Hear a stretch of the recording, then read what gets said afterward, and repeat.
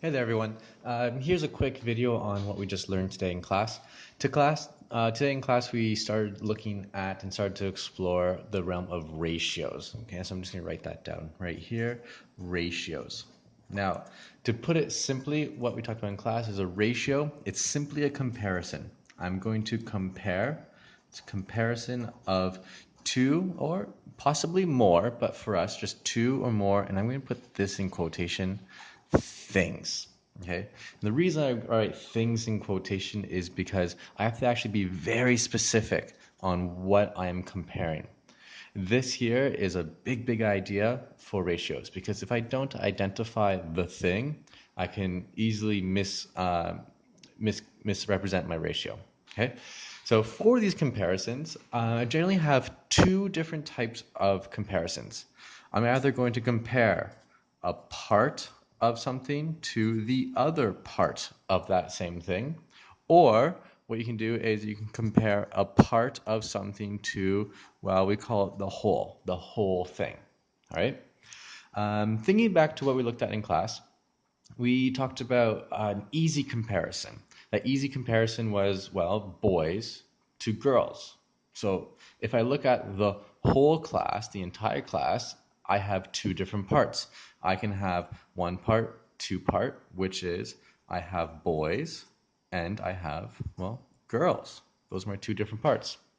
Now, on the first class, we looked at the boys, looked at the girls, and there was actually today, there's only 7 boys in class, and unfortunately, only 8 girls in class.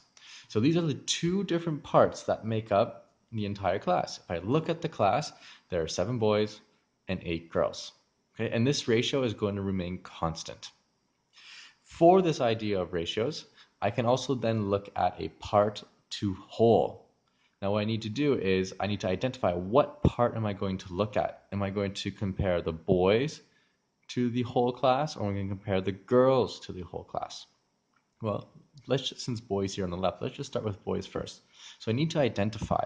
I'm going to actually compare the boys to, well, instead of the whole class, I'm just going to write a generic term, students. Boys to students. Okay. Here's boys and girls. How many boys do I have in the class? Well, from my survey before, I have 7 boys. And how many students do I have altogether? Well, let's look at that. I have 7 boys. I have 8 girls. Therefore, how many people do I have altogether? I have, that's right, 15 students. And if we look at this comparison, 7 to 15, if we think about something we learned before, I have 7 out of 15 students, 7 boys out of all 15 students. That sounds awfully similar to 7 out of 15. And that's exactly what it is. When we do a part to whole ratio, a fraction is just a special type of ratio. And so we can use this part. You use our understanding of fractions. And I'll get back to this in just a moment. So if you look at this, I have 7 boys or compared to everyone total, 7 out of 15. I can also do the same thing with, well, my girls. How many girls do I have in class compared to all my students?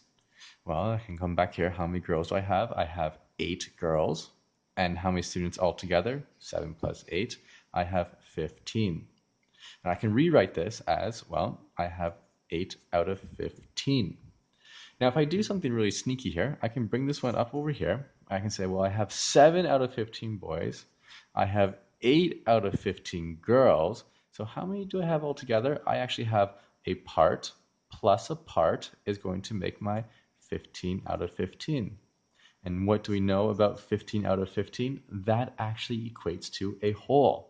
I have 15 fifteenths, I have a whole, I have 100% of my students. Here I have just under half, here I have just over half, but that will count for 100% of my students.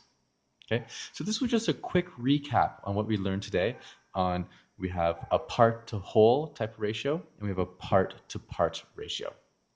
Use this video, if you will, for your homework tonight.